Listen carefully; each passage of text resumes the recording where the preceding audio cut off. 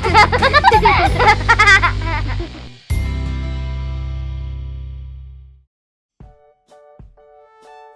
mga ka-clover, kamusta na po ang bawat isa? Sana po ay nasa mabuti po kayong kalagayan lahat dyan. Andito na naman po tayo sa ating panibagong video po na about po sa Ficus nana. Isa na rin po to siyang lucky plant. Ngayon lang po ba kayo mga ka-clover nakakita ng ganitong klaseng halaman? Itong Ficus nana po ay napakadali po nitong alagaan. Madali po siyang mabuhay pag tinanim nyo. Kaya napakadali rin po niyang alagaan at gawin pong bonsai. Kasi pag nagtanim po kayo nito at gusto nyo gawing bonsai, kapag nakapagtanim na kayo at buhay na talaga siya, months na rin.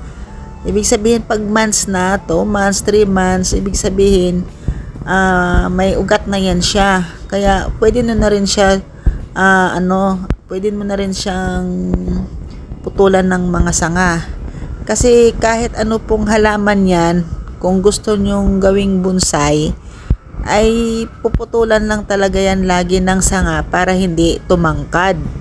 Ganun lang naman po ang sikreto ng paggagawa po ng bonsai. Kapag naman po gusto nyo ng marami siyang sanga, o kapag gusto nyo naman po na maganda siya tingnan, mas magandang tagalin muna natin. At yung kailangan yung maano na sila, makakapal na talaga sila para mas maganda siyang putulan. At magagawa nyo talaga ng style na kung anong klaseng trim ang gusto nyo sa kanila kapag malago na talaga yung kanyang mga dahon, kanyang sanga.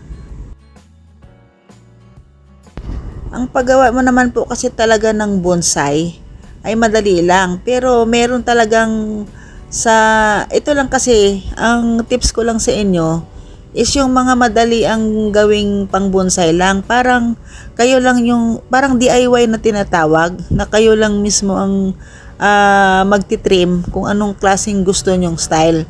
Kasi ang paggawa talaga ng bonsai na magaganda talaga na klase ng pagka-trim sa kanya ay meron pong proseso yan, na mula sa maliit ay nilalagyan po nila yan ng wire. Pinupuluputan po nila yan ng wire yung mga sanga ng halaman para maging forma siya ng parang malaking siya, puno. Ganun sa mga pang-expert po talaga or gusto nyong pangmamahalin talaga na gawing bonsai.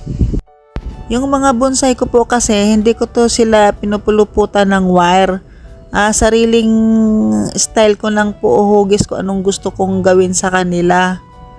Kaya nasa sa inyo po yan kung gusto nyong puluputan ng wire yan, ay matagal po yan, step by step po yan, napakatagal pong proseso, pero napakaganda naman talaga ng kalalabasan yan.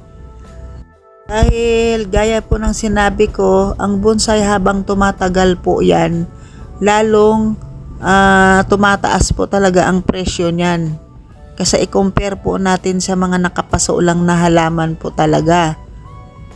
At talagang napaka-social talaga ng bonsai tingnan. Hey! Then ito pong Ficus nana, alam nyo ba mga ka-clover, ay isa rin po ito siya sa mga halamang swerte po. Bakit po? Ngayon, dahil ang tips ko po sa inyo sa ngayon, ang video na ito ay paano siya gawing bonsai. Pero meron pong tips ako sa inyo na ang klase ng halaman na to na Ficus nana ay isa rin po to siyang maswerteng halaman dahil sa kanyang mga bilog-bilog na dahon at makikintab.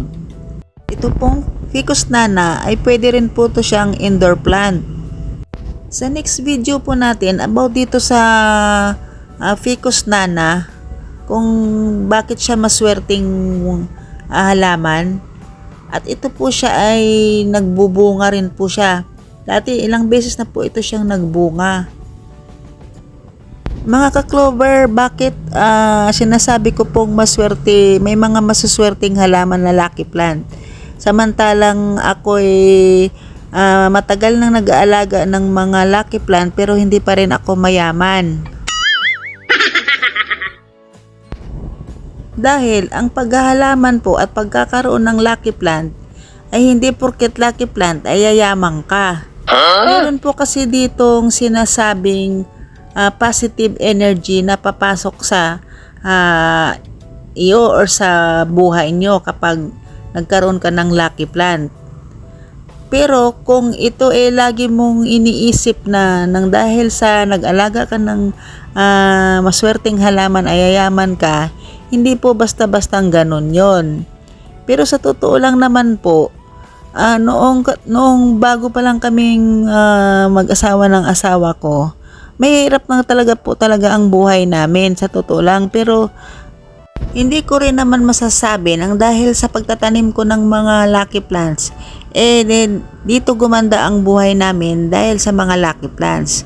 Siyempre, kahit ano pang pampaswerte yung meron ka sa bahay nyo, lucky charms, lucky plants, kahit ano pa yan, kung hindi ka naman kumikilos, hindi ka nagsisikap, paano kaya yaman? Ano yon, yung mga lucky charms mo ang magmamagic para yumamang ka? Di ba mga ka-clover? So, sa mga susunod po nating mga video, kung interesado po kayo about sa mga lucky plants, kung bakit maswerte ang lucky plants, ay ibibideo ko po yan para alam nyo po kung bakit merong lucky plants at paano sila magbibigay ng swerte sa ating buhay po. Ngayon, ang mga videong binibigay ko po sa yung tips about sa mga lucky plants or hindi man sa lucky plants ay paano po gumawa ng bonsai. Unang-una, meron na po tayong napakagandang halaman na kaakit-akit, tingnan, pwede mo siyang parang nag-i-invest ka rin dito sa mga bonsai kasi na to sa mga halaman pag ginawa mong bonsai, para ka nag-i-invest na kasi sabi ko nga sa inyo, pamahal ang presyo niyan habang tumatagal kung gusto nyo pong ibenta. Ang pagkakaroon po ng halaman, lalo na po yung mga lucky plant, ay nakakatulong po talaga ito siya sa ating buhay. Ano pong mga maitutulong nila? Lucky plants magbibigay ng positive energy sa ating buhay. Pangalawa, stress reliever po sila. Then, ang paganda ng bahay, kasi ang ating bahay, kahit gaano pa kaganda ang ating bahay, kung walang mga halaman, ay kulang po.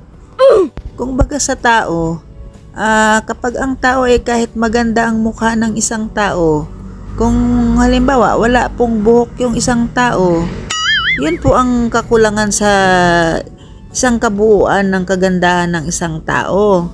Ganun rin po ang pwede nating ihahambing sa isang halaman, na kapag kahit gaano pa kaganda ang iyong bahay, kapag wala pong halaman sa paligid niya, ay parang kulang po ang kagandahan ng iyong bahay.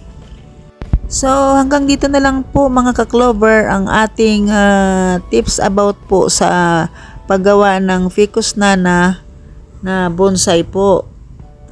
Bukod sa madali po siyang alagaan, pwede rin po siyang indoor plant, at higit sa lahat, isa po siyang lucky plant at nagpapaganda po talaga siya ng aura sa paligid ng inyong bahay po.